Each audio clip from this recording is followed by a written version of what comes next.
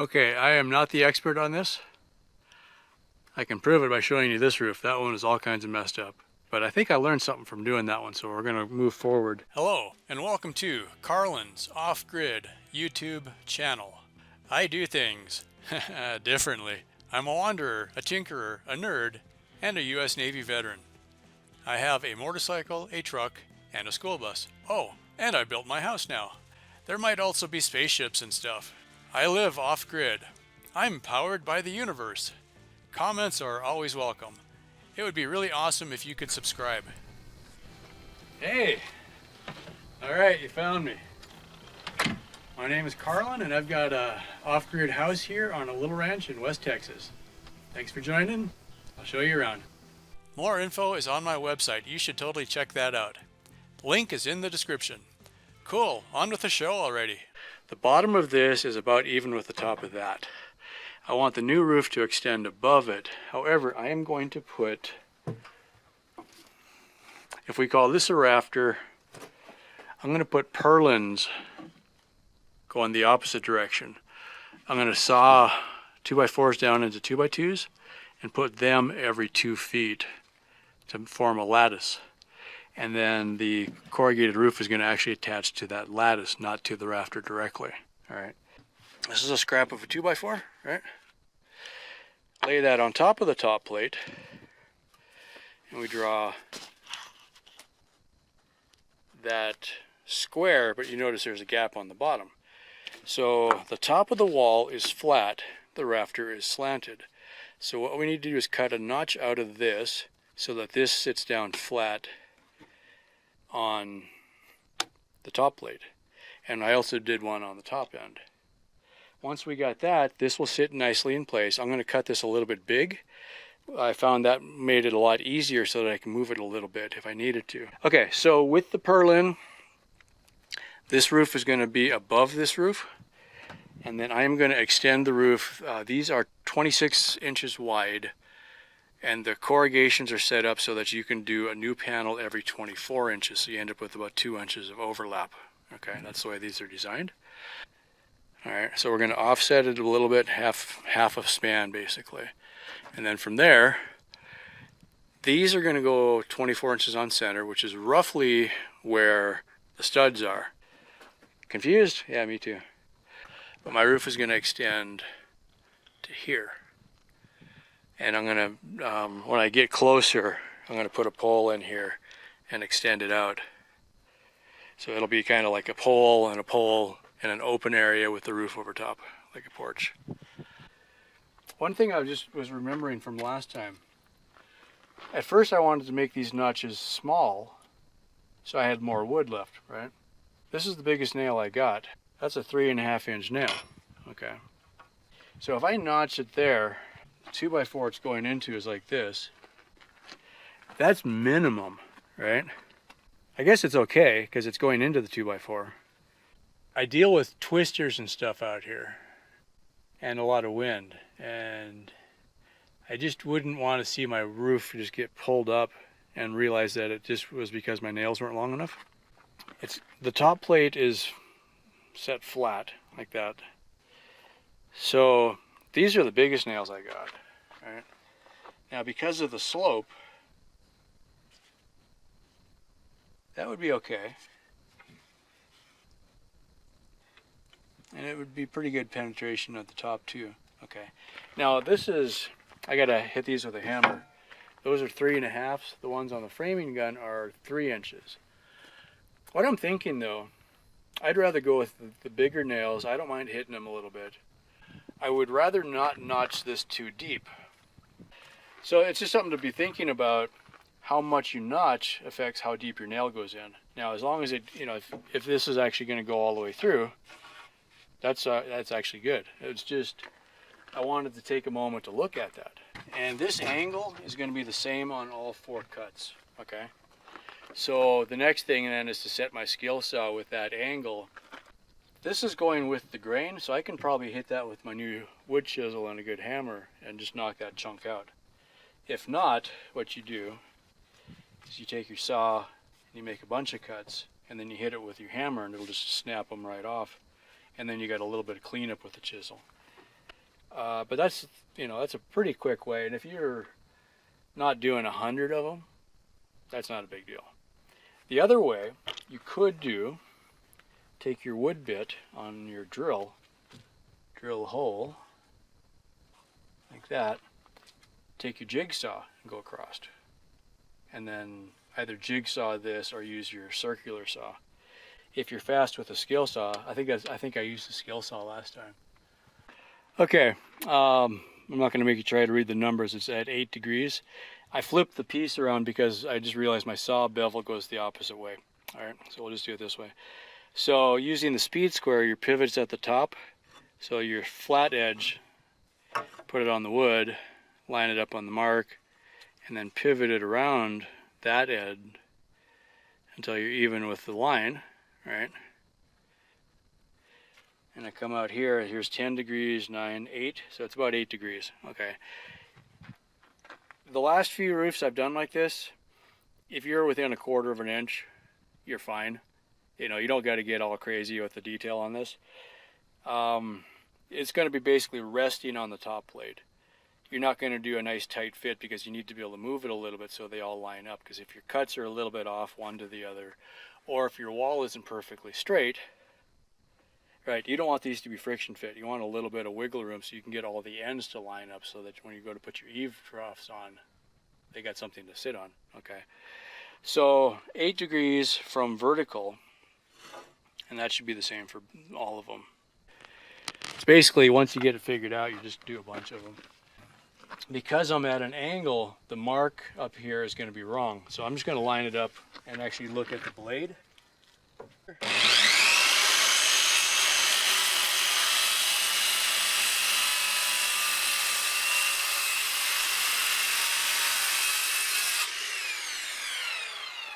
a good idea to unplug your saw when you're making adjustments, because you're holding the saw upside down and stuff, and you don't want to accidentally cut your fingers off. If you're way off, you just got to work harder. You're going to make more work for yourself when you're chiseling for the cleanup kind of thing. So try to get yourself close. And if this is, especially this one being the template. Mark.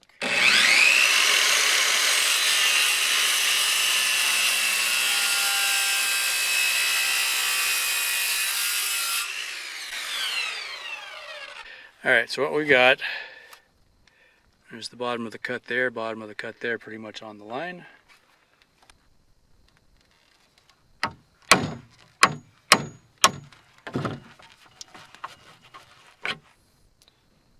little more up here. See, that's it. So if you've got a decent chisel and you make these cuts deep enough, these edges, damn it, 10-foot piece on an 8-foot bench, right? So now your saw cuts are nice and clean. Your bottom's a little bit rough, but we can clean that up with the chisel if it really bothers me. I mean, you can almost do it by hand. These are sharp enough. You can just get in here and just push it. Yeah. There we go. That's pretty good. Okay, so that's a good start. Now, that just fits right in there. So I left myself a little bit of room. I think on the actual ones, I'm going to cut them a little bit wider so that I can move it back and forth if I need to. Because the wall isn't going to be straight, and so if this represents the wall could be in either extreme, not that far. So if I give myself a little bit of wiggle room for the wall being crooked or whatever, that'll just make it easier to put it on there. Then I can shift it a little bit, and I won't have any trouble, I don't want to have to get up there and trim every one of these just to put them in. I want to have a little bit of room, get them in there, get on with my life, right? Now that followed the grain, not the line, because it doesn't know where the line is. So we'll just give it another one over here.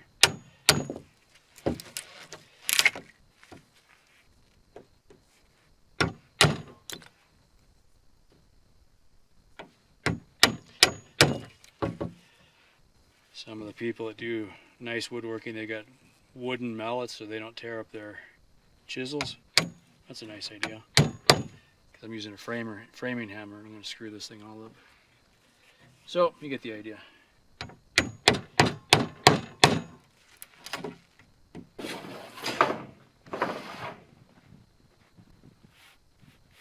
Put it on the mark.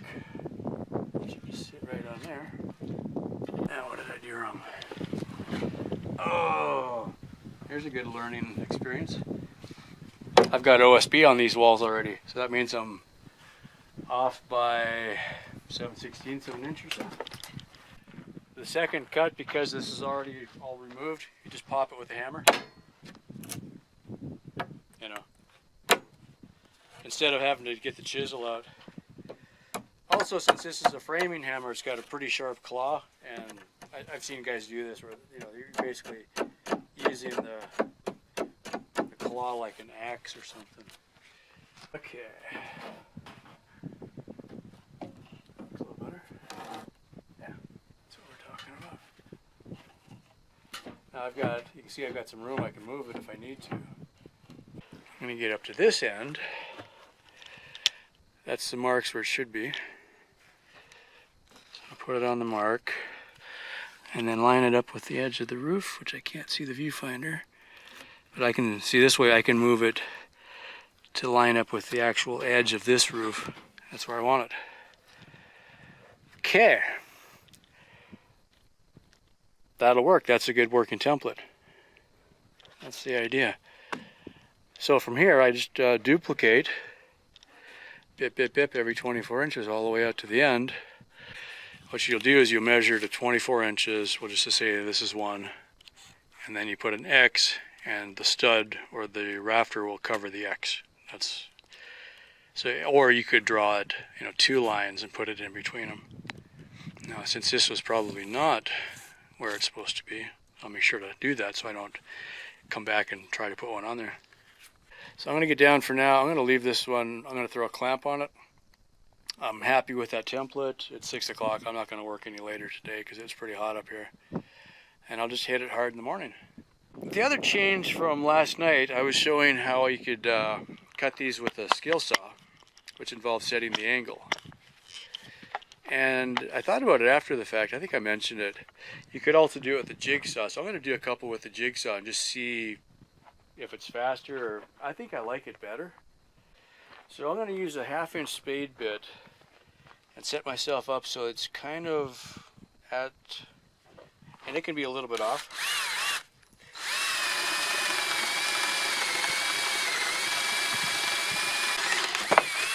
Okay. I missed the line a little bit, but when I cut it with the jigsaw, I can just hit the line and not worry about following the circle so much. So I'll just line up where it should have been.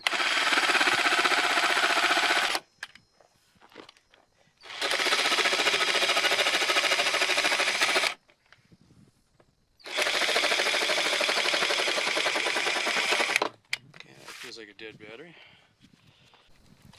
And when I'm marking them, I am marking, okay, this is template, so don't put that on the roof because that'll confuse me. But I marked which end is top. That's got an arrow. So that'll go up first. Let's get it up here. So this end is up. Drop a pin. Just even up the edges.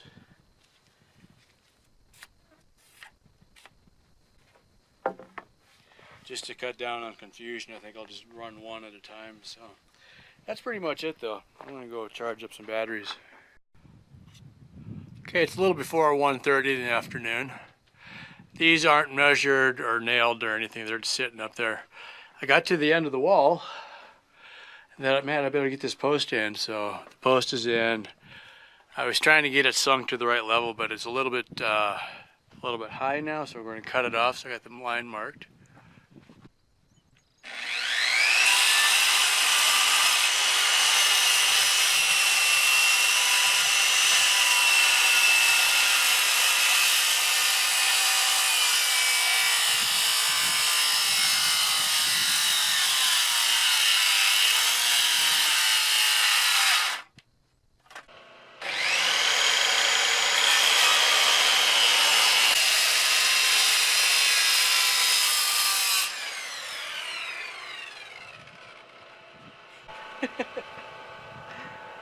Feel like a beaver or something.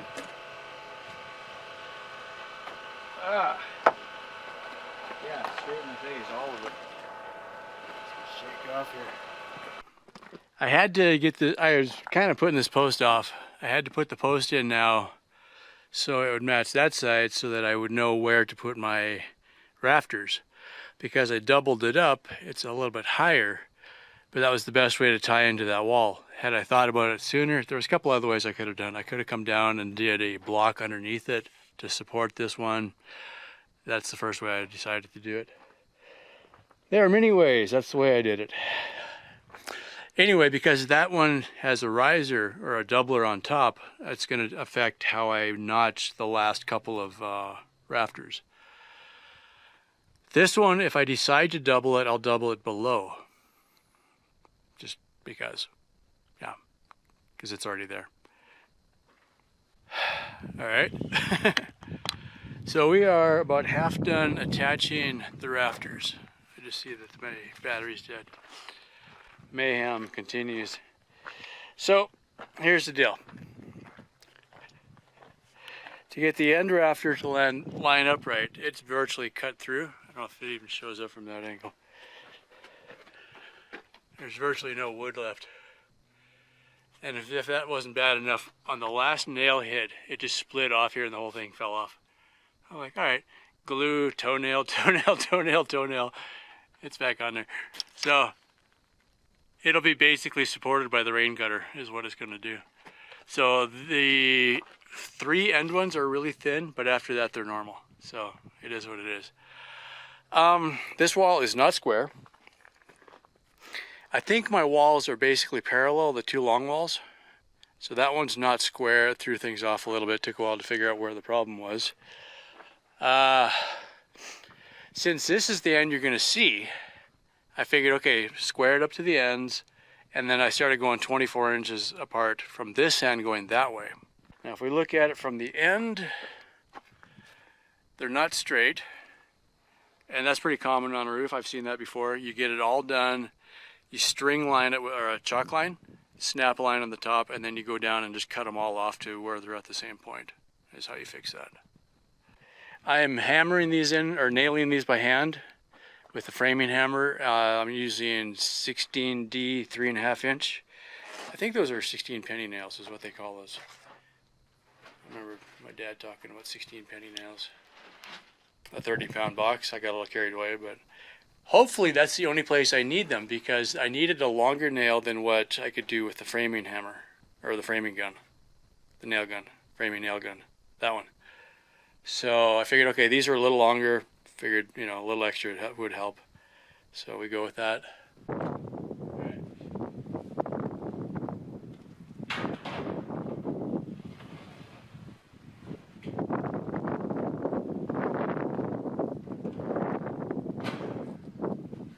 If I had my tape measure, that would be a good idea. I don't. Alright, that's about it for this week. Thanks for watching. If you have any questions or comments, leave them below. If you're new to the channel, definitely subscribe. And what else is there? Patreon and PayPal and all that other stuff. Check out the link in the description. I've got a page on my website. Gives you a lot more information about the ranch and everything I'm doing out here. So again, thanks for now, and I'll see you soon. Bye for now. More info is on my website. You should totally check that out. Link is in the description. I do things differently.